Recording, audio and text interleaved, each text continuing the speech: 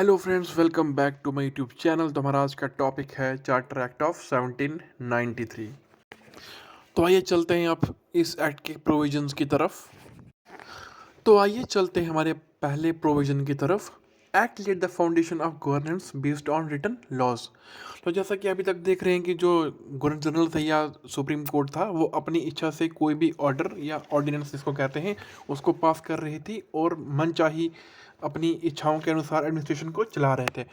But for the first time in history हम कह सकते हैं कि जो ऑर्डर्स या फिर जो पास्ट किंग्स जो रूल्स थे उनको रिप्लेस किया गया एक फिक्स्ड रिटन लॉज से, ताकि जो कॉमन पीपल हैं वो अपने राइट्स को समझ सकें, जान सकें। एंड एक और पॉइंट कि जो लॉज थे वो काफ़ी सारी इंडियन की लोकल लैंग्वेजेस में भी लिखे गए थे, ताकि जो लोग हैं इंडिया के वो आसानी से उनको पढ़ सकें एंड अपने राइट्स को पहचान सकें।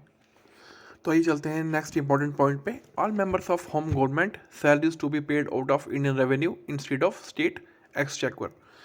दैट मीन्स कि अभी तक ब्रिटिश के जो भी ऑफिशियल्स थे, जो भी सर्वेंट्स थे, उन्हें पे किया जा रहा था through the state exchequer. That means जो भी ब्रिटिशर्स का अपनी गवर्नमेंट के फंड्स थे उनसे उन्हें सैलरीज पे की जा रही थी। अब वही सैलरीज जो है इस एक्ट के थ्रू इंडियन रेवेन्यू से पे होनी थी। दैट मीन्स कि अब जो हमारा पैसा था हमारे रेवेन्यू से जो हम पर लगने चाहिए थे, अब वो ब्रिटिशर्स की सैलरी में खर्च होने वाले थे इस एक्ट के बाद, या इस एक्ट के बाद जो भी उनके ऑफिशियल्स आते तो उन सब की सैलरीज जो है वो इंडियन रेवेन्यू से डिडक्ट की जाती, या ये यूँ कहें कि हमारे पैसे से उन्हें सैलरीज दी जाती। अब चलते हैं हमारे सेकंड एक्ट पे, जो है चार्टर एक्ट ऑफ 1813। तो एक्ट में आगे बढ़ने से पहले अगर आप चैनल पे नए हैं या आपने अब तक चैनल को सब्सक्राइब नहीं किया है तो प्लीज़ चैनल को सब्सक्राइब कीजिए, शेयर कीजिए, लाइक कीजिए। तो आइए चलते हैं हमारे फर्स्ट प्रोविज़न की तरफ। तो हमारा पहला प्रोविज़न है ends company monopoly of trade with India. जैसा कि हमने अपने लेक्चर 1 में पढ़ा था, आप जाके प्लीज़ वीडियो चेक कर सकते हैं कि जो चार्टर था एक तरह का जिससे कि ईस्ट इंडिया कंपनी को मोनोपोली दी गई थी इंडिया के साथ ट्रेड करने के लिए। अब उस जो मोनोपोली था उसका एंड यहाँ पे होता है, एंड ब्रिटिश के अंदर जो भी अदर कंपनीज थी ट्रेड के लिए, अब उनको भी इंडिया में एंट्री दी जाती है थ्रू दिस एक्ट।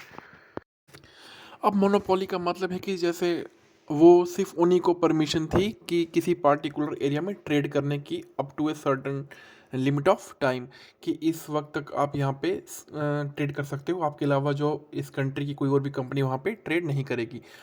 अब इस मोनोपोली के एंड होते ही ब्रिटिश ईस्ट इंडिया कंपनी का कंपटीशन मार्केट में बढ़ जाता है, बिकॉज उनकी कंट्री में जो और भी ट्रेडिंग कंपनी थी उन्हें भी इंडिया में एंट्री दी जाती है। तो अब चलते हैं हमारे सेकंड इंपॉर्टेंट पॉइंट की तरफ। Fund of ₹1 lakh for promotion of western education among Indian subjects.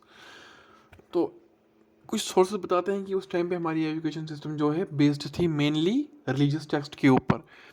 तो ब्रिटिशर्स ने उस चीज़ को मॉडर्नाइज करने के लिए ही ₹1 लाख की फंडिंग की उन सब्जेक्ट्स में के साथ साथ जो है वेस्टर्न सब्जेक्ट्स ऐड करने के लिए, जैसे कि मॉडर्न साइंस एंड लिटरेचर। तो फ्रेंड्स, हमने इस वीडियो में सिर्फ उन एक्ट्स के इंपॉर्टेंट पॉइंट्स डिस्कस किए हैं। अगर आपको वीडियो अच्छी लगी हो तो please like, share and subscribe. Thanks for watching. Thank you so much. जय हिंद, जय भारत। मिलते हैं अपनी नेक्स्ट वीडियो में।